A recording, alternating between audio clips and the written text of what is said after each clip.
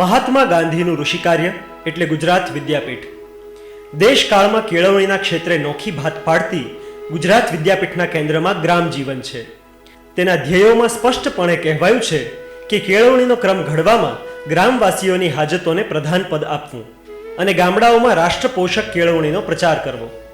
ગુજરાત વિદ્યાપીઠના વિદ્યાર્થીઓ, શિક્ષકો અને સેવકો ગ્રામ સમાજ વિશેની સાચી સમજ કેળવે અને તેઓનું સ્વશિક્ષણ થાય એ હેતુથી આ ગ્રામ જીવન યાત્રાનું આયોજન કરવામાં આવ્યું હતું.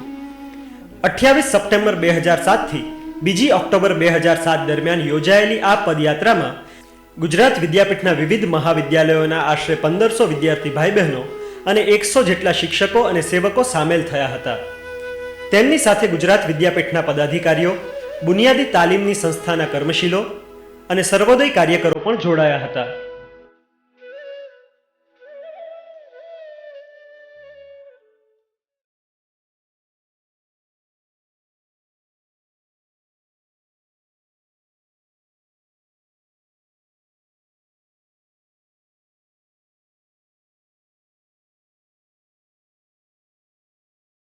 વિદ્યાપીઠના મોટા ભાગના વિદ્યાર્થીઓની પૃષ્ઠભૂમિ તો ગ્રામ સમાજ જ હોય છે, પરંતુ આ સમાજ અંગેની તેમની સમજ કેળવાયેલી નથી હોતી. ગાંધીના સ્વપ્નના ગામની પરિકલ્પના ચરિતાર્થ કરવા માટે ગ્રામીણ સમાજ અંગેની સમજ પાયાની બાબત છે. ગામના સામાજિક, આર્થિક અને પર્યાવરણીય પ્રશ્નોને જાણવા સમજવા એ સાચી દિશાભણીનું પ્રથમ પગથિયું છે. વિદ્યાર્થી ગામની વાસ્તવિક દશા તથા વિકાસની દિશા સમજી શકે તે ઉદ્દેશથી આ પદયાત્રાનું આયોજન કરાયું હતું.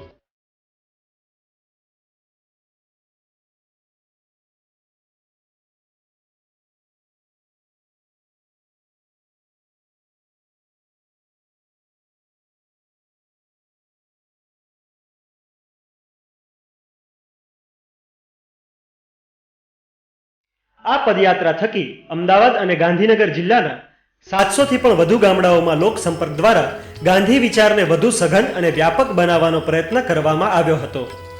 સ્વચ્છતા, સાક્ષરતા, વ્યસન મુક્તિ અને પંચાયતના અધિકારો એ 4 મુદ્દા આ ગ્રામ જીવન યાત્રાના કેન્દ્રમાં હતા. વર્તમાન પત્રો સહિતના સમૂહ માધ્યમોએ આ ગ્રામ જીવન યાત્રાને વ્યાપક પ્રસિદ્ધિ આપી હતી. ગ્રામજનોએ પદયાત્રીઓને હરખભેર આવકાર અને આદર આપ્યો.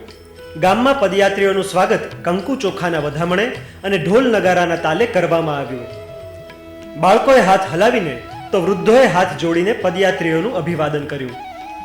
પદયાત્રીઓ સવારના 5 થી માંડીને રાતના 11 સુધીના વિવિધ કાર્યક્રમો દ્વારા પ્રવૃત્તિશીલ રહેતા હતા. સવારે 5:30 થી 6 ના ગાળામાં પ્રભાત ફેરી દ્વારા પ્રત્યેક શેરી, મહોલ્લા, વાસ અને ચોકની રૂબરૂ મુલાકાત લેવામાં આવતી હતી. દિવસ દરમિયાન અનુકૂળ સમયે પદયાત્રીઓ ગામમાં પ્રાથમિક શાળાથી માંડીને પંચાયત ઘર, આંગણવાડીથી માંડીને સહકારી મંડળી અને મહિલા મંડળથી માંડીને રામજી મંદિરની મુલાકાત લઈને ગ્રામ દર્શન અને લોક સંપર્ક કરતા હતા. આ પ્રોગ્રામથી પ્રાથમિક શાળાઓને બાળકોમાં વ્યસન સુધારો થાય અને બાળકોને નવી નવી પ્રવૃત્તિઓ જાણવા મળે.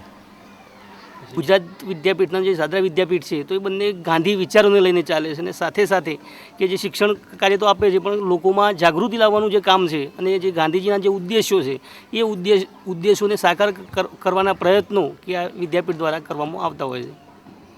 પદયાત્રી ગામના જે ઘરમાં સાદું ભોજન લેવા જતા ત્યારે એ પરિવાર સાથે વ્યક્તિગત સંપર્ક સાધવામાં સરળતા રહેતી હતી. પદયાત્રીઓ નિર્ધારિત પત્રકમાં ગામની મહત્વની વિગતોને પણ નોંધતા હતા. ગામમાં જે જગ્યાએ સૌથી વધુ માણસો એકઠા થઈ શકે ત્યાં પદયાત્રીઓએ પોસ્ટર પ્રદર્શનનું આયોજન કર્યું હતું, જેમાં ગાંધી વિચારને કેન્દ્રમાં રાખીને સ્વચ્છતા, સ્વાસ્થ્ય, સાક્ષરતા, કન્યા કેળવણી અને વ્યસન મુક્તિને આવરી લેતા પોસ્ટરનો સમાવેશ થતો હતો. ગ્રામવાસીઓએ પોસ્ટર પ્રદર્શન જોવામાં અને એ વિષયની ચર્ચા કરવામાં ભારે રસ દાખવ્યો હતો. પદયાત્રીઓ ગામમાં શેરી નાટક દ્વારા સંદેશો અને સંવેદના ફેલાવતા હતા. તેઓ સાંસ્કૃતિક કાર્યક્રમોમાં લોકભાગીદારી કરીને મનોરંજનની સાથે સાથે લોકોનું શિક્ષણ પણ કરતા હતા. કક્કો શીખવાનો છે, કક્કો શીખવાનો છે. શું શીખીશું આપણે? ગટર વિનાનું ગામ છે, ગટર વિનાનું ગામ છે, ગટર વિનાનું ગામ છે, અજ્ઞાનતા, અસ્પૃશ્યતા, અજ્ઞાનતા, અસ્પૃશ્યતા, અજ્ઞાનતા, અસ્પૃશ્યતા. બધા માણસો એક સમાન છે. બધાના હૃદયમાં ભગવાન છે. તો પછી આ ભેદભાવ શાનો? જોયું મિત્રો, આ ભગવાને આપણે માણસને બનાવ્યા છે તો હાથ, મોં, પગ એ બધું બધાને એક જ જેવું આપ્યું છે, તો પછી આ અસ્પૃશ્યતાનો પ્રશ્ન જ શા માટે? પદયાત્રીઓ ગાંધીજીનો સંદેશો લઈને ગામમાં ગયા હતા. તેમણે ગાંધી વિચાર સંબંધી સૂત્રો ઉચ્ચાર્યા અને લોકગીતો લલકાર્યા. પદયાત્રીઓએ મંગલ પ્રભાત જેવા પુસ્તકનું વેચાણ કર્યું અને ગાંધી વિચાર વિશેની સમજણ પણ ઊભી કરી. પદયાત્રીઓ શાળાના શિક્ષકોને પણ મળ્યા અને સરપંચને પણ મળ્યા. તેઓ ગામના આગેવાનોને પણ મળ્યા અને સહકારી મંડળીના સભ્યોને પણ મળ્યા. પદયાત્રીઓએ ખેડૂતોને રૂબરૂ મળીને ખેતી વિષયક માહિતી મેળવી. તેમણે માલધારીઓ સાથે સંવાદ કરીને પશુપાલનની પરિસ્થિતિનો તાગ મેળવ્યો. પદયાત્રીઓએ ગામમાં ઘેર ઘેર ફરીને મહિલાઓ અને યુવાનો સાથે સંપર્ક સાધ્યો. ગ્રામ જીવન યાત્રાના માધ્યમથી પદયાત્રીઓએ જળથી માંડીને જાજરૂની સમસ્યા જોઈ, જાણી અને જીરવી હતી. તેમણે જ્યોતિગ્રામમાં અંધારપટનો અનુભવ પણ કર્યો અને સમરસ ગામમાં આભડછેટનો અનુભવ પણ કર્યો.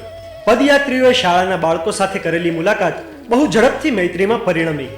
ઉચ્ચ શિક્ષણ લઈ રહેલા યુવક યુવતીઓએ શાળામાં શિક્ષણ લઈ રહેલા છોકરા છોકરીઓને મજા પડી જાય એવી રમતો રમાડી.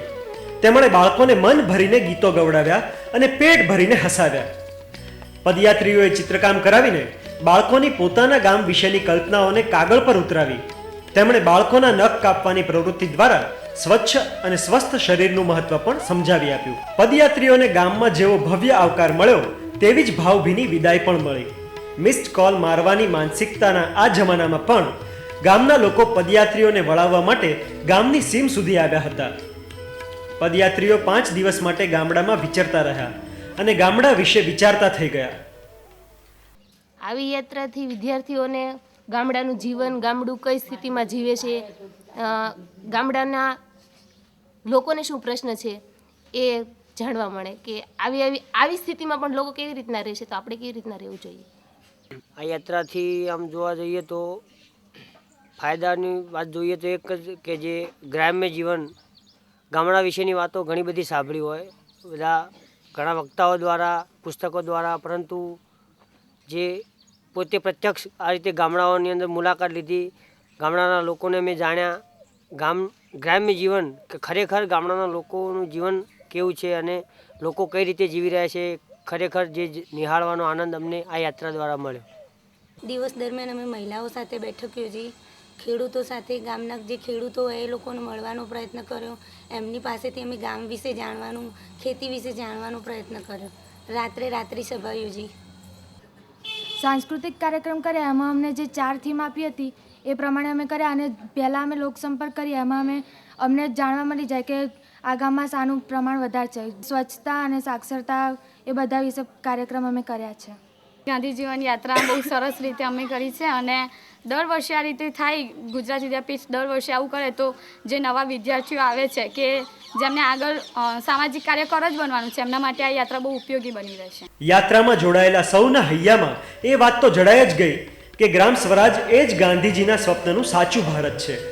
ભારતની સાચી ઓળખાણ એના ગામડા છે.